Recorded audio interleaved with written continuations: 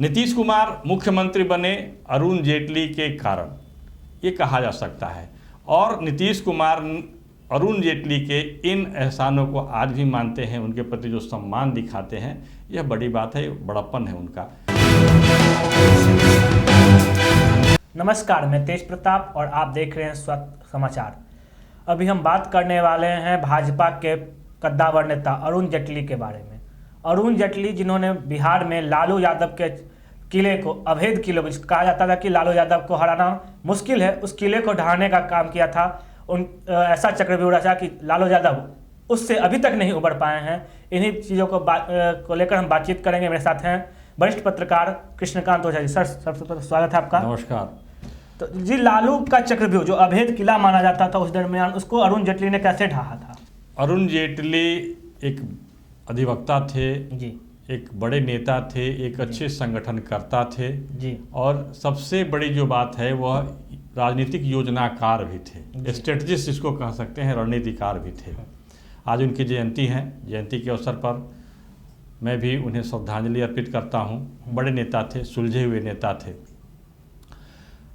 2000 की बात है, 2010 की दशक की बात है। ऐसा माना जाता था कि लालू प्रसाद यादव और उनके जो कुनबे हैं, उनकी जो पार्टी है, जो सरकार बनाने का उनका जो तौर तरीका है, उन्हें कोई हरा नहीं सकता है। और उनकी अपनी एक राजनीतिक शैली थी। उस राजनीतिक शैली के कारण लगातार बिहार की बदनामी भी हो रही थी और बिहार में लगता था कि एक कभी भी यहाँ विकास के मानक के तौर पर विकास का काम यहाँ शुरू नहीं हो सकेगा। अराजकता का बोलबाला था। ऐसे में भारतीय जनता पार्टी और जदयू, ये दोनों एक मिलकर के एनडीए का गठन किया गया था राष्ट्रीय स्तर पर और उसके परिणाम भी सामने आए थे। केंद्र में सरकार भी बनी थी, लेकिन उस एनडीए जो राष्ट्रीय जनतांत्रिक गठबंधन, जिसको नेशनल डेमोक्रेटिक अलायंस कहते हैं, वो बिहार में उस रूप में सफल नहीं हो पा रहा था। तो मुझे याद है जहाँ तक कि 2000 के चुनाव के समय में नीतीश कुमार जी 13 दिन के लिए मुख्यमंत्री बने थे। इसके बाद फिर से कांग्रेस के साथ मिलकर के लालू यादव ने सरकार बना लिया था और फिर उसी शैली में सरकार को हाँकना और सरकार चल रही थी।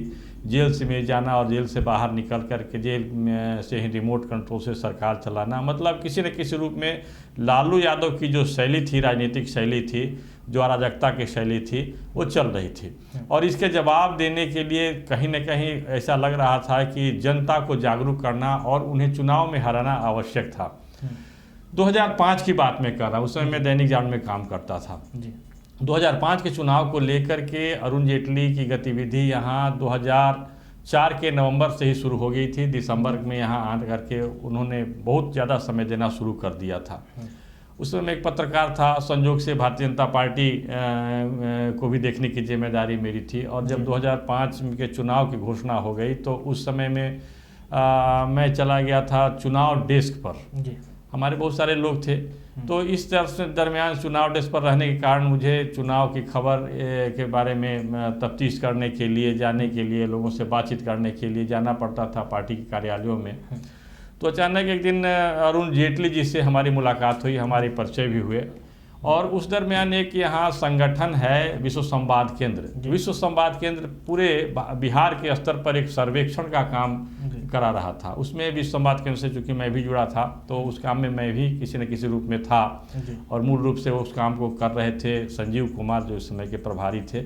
और विश्व संवाद केंद्र के जो कार्यकर्ता थे वो प्रखंड स्तर पर कार्यरत थे, 4-5 की संख्या में। और यहाँ से जो क्वेश्चनायर दिया जाए, उनको जो प्रशिक्षण दे करके भेजा गया था कि बिल्कुल निरपेक्ष होकर के जो सच्चाई है, जो ज़मीनी हकीकत है, उसको सामने लाएं। तो इस प्रकार से एक बड़ा नेटवर्क काम कर रहा था और उस नेटवर्क में इन्वॉल्व होने के कारण मेरे पास भी कुछ सुनाई थी, जानकारी थी। लोगों ने परिचय कराया था उस समय अरुण जेटली जी से, मेरी पृष्ठभूमि पत्रकार के अलावा जो हम काम कर रहे थे। तो तत्काल उन्होंने मुझसे कहा कि भाई रोज़ प्रतिदिन 10 मिनट का समय आपका हमें चाहिए। और इस प्रकार से वो उन्होंने समय निर्धारित किया। हमेशा दोपहर के बाद जो होता था, या तो जहाँ रुकते थे वो होटल में, और नहीं तो फिर भाजपा कार्यालय में ही वो बिल्कुल अलग हट करके 10 मिनट का समय लेते थे और एक बिल्कुल बातों को सुनना और सुनने के बाद उनको नोट करना। और नोट करने के बाद में मुझे तब बाद में पता चला कि उसका वो उपयोग करते थे जब उनके कार्यकर्ता उनसे मिलने आते थे। तो फीडबैक देते थे कि नहीं, आप जो बात कह रहे हैं वैसी बात नहीं है, ज़मीनी हकीकत कुछ दूसरी है। तो ये अरुण जेटली का एक कार्य करने का जो तौर तरीका जो था, शैली था, तो पहले हमें भी भ्रम होता था कि अरुण जेटली एक बड़े वकील हैं और लोगों से बात नहीं करते हैं और एक दूरी बना करके काम करने वाले लोग हैं, जो एक हमारे दिमाग में जो कॉन्सेप्ट था कि लुटियंस जोन की जो तौर तरीके, दिल्ली का जो राजनीतिक तौर तरीका होता है, उससे ज़्यादा वो प्रभावित हैं, उस शैली में काम करते हैं, लेकिन हकीकत कुछ दूसरा था।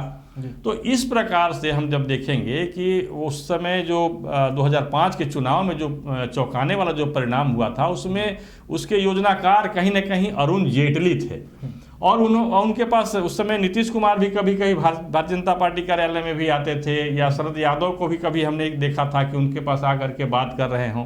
तो सबसे एक बिल्कुल एक सम्मानजनक स्थिति में बात करना और पूरे योजना को, जो ज़मीनी हकीकत है, सूचनाओं को जो सही सही सूचना है उसके आधार पर एक योजना बना करके और उन्होंने जो काम किया था और कार्यकर्ताओं के मनोबल को ऊंचा रखना कैसे, और कार्यकर्ताओं के बीच, उतने बड़े नेता थे, कार्यकर्ताओं के बीच आ करके जो सही तौर तरीका है उससे काम करना।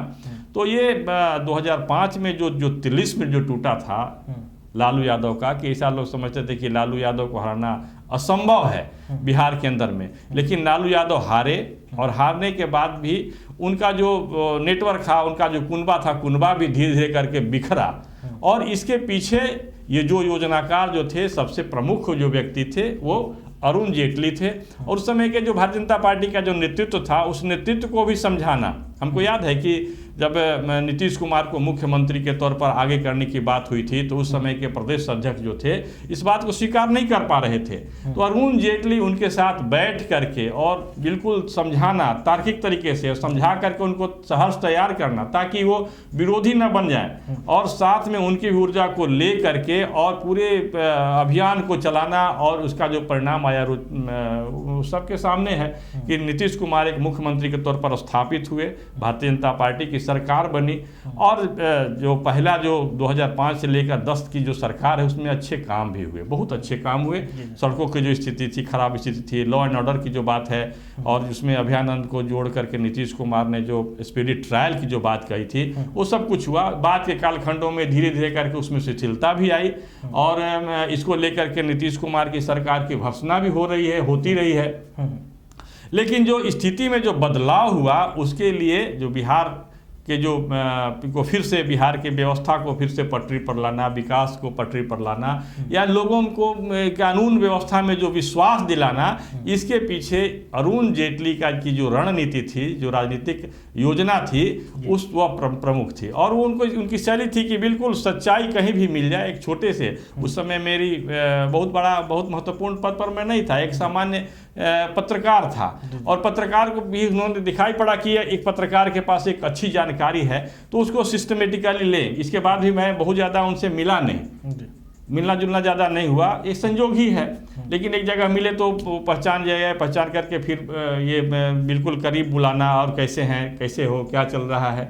तो ये एक उनकी शैली थी, और उस शैली थी, और उन्होंने नीतीश कुमार को जैसे नेता को स्थापित कराया। नीतीश कुमार की जो शैली है वो लालू प्रसाद की शैली नहीं है, बिल्कुल ये एक सम्मानजनक तरीके से और बिल्कुल गरिमापूर्ण, जिसको आप कह सकते हैं, गरिमापूर्ण तरीके से नीतीश कुमार की कार्य करने की शैली रही है। होता है कि अब लगातार आप बहुत वर्षों तक शासन कर रहे हैं तो आप में शिथिलता हो सकती है, आपके आसपास जो बहुत सारे ऐसे वातावरण बन जाते हैं, ऐसे लोगों की जगह पकड़ हो जाती है जो कहीं ना कहीं आप नीचे के जो हकीकत है उसको नहीं देख पाते हैं। तो ये सारी बातें हैं, स्वाभाविक बातें हैं। जी, नीतीश कुमार वर्तमान में कल राष्ट्रीय कार्यकारिणी की बैठक हुई, उस दौरान भी कहते नजर आए कि मैं इस बार मुख्यमंत्री नहीं बनना चाहता था, पार्टी नेताओं का दबाव के कारण, भाजपा के दबाव के कारण मुझे मुख्यमंत्री बनना पड़ा। तो इसको आप कैसे देखते हैं? देखिए, नीतीश कुमार तो पहले भी कहते रहे थे कि मुख्यमंत्री मैं नहीं बनना चाहता हूं, लेकिन जहां तक मुझे जानकारी है कि वो कहीं न कहीं किसी न किसी रूप में ऐसा दबाव जरूर बनाते थे कि मुख्यमंत्री के तौर पर एनडीए मुझे प्रोजेक्ट करे। कार्यक्रमों में भी यदि नहीं हो पाता था तो भीतर से उनकी तलखी भी होती थी। तो ये जायज़ है कि भाई सबकी एक आकांक्षा होती है, जब राजनीति में जो जाते हैं तो उनकी आकांक्षा होती है कि हम आगे बढ़ें, उच्च से उच्च पद पर पहुंचे। तो नीतीश कुमार का एक जो सहज स्वभाव प्रकृति है तो ये ऐसा कोई इसमें गड़बड़ी भी नहीं मानना चाहिए जो राजनीति में जाते हैं उनके लिए। लेकिन जो राजनीति में गए और जाने के बाद में किसी न किसी भी प्रकार से हम सत्ता में बने ही रहें और जो दायित्व है, जो हमारे पास जो जिम्मेदारी है उसका हम निर्वहन नहीं कर पाएँ, और जो समीक्षा जब होती है तो समीक्षा अनुकूल नहीं हो, जहां आलोचना हो तो वहां विचलित हो जाएं, तो इस प्रकार की जो कमियां हैं वो सही नहीं होती है। उससे उस व्यक्ति का कुछ अहित हो या नहीं हो, क्योंकि नीतीश कुमार 16 वर्षों तक लगातार मुख्यमंत्री के पद पर रहे, ये बहुत बड़ी उपलब्धि है। इससे ज़्यादा उपलब्धियाँ बिहार में नहीं हो सकती है।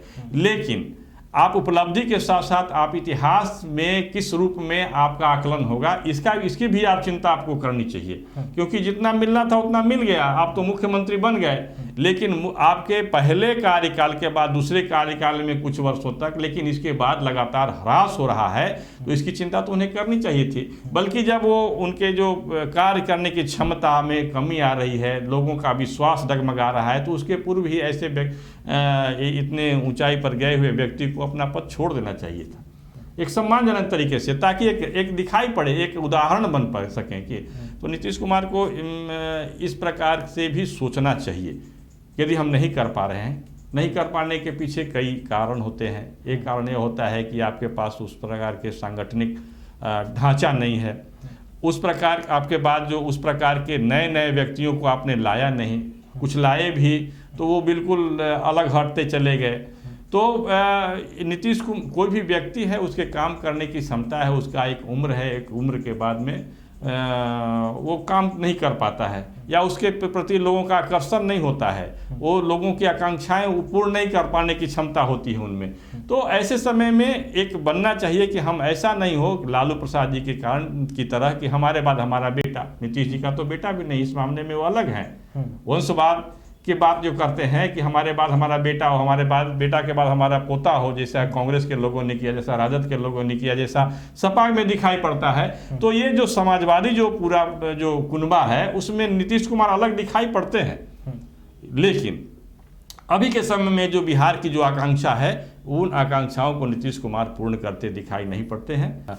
नीतीश कुमार मुख्यमंत्री बने अरुण जेटली के कारण, ये कहा जा सकता है, और नीतीश कुमार अरुण जेटली के इन एहसानों को आज भी मानते हैं, उनके प्रति जो सम्मान दिखाते हैं, यह बड़ी बात है, बड़प्पन है उनका। जैसा कि आपने देखा, सर ने बताया कि अरुण जेटली जी ने किस तरह से जो है लालू का किला भेजने का काम किया था। साथ ही साथ देखा कि नीतीश कुमार का जो कहना था कि मैं मुख्यमंत्री नहीं बनना चाहता, इसके पीछे का क्या राज था, सर ने बताया। तब तक के लिए बने रहिए चैनल पर। चैनल को लाइक करना, सब्सक्राइब करना ना भूलें।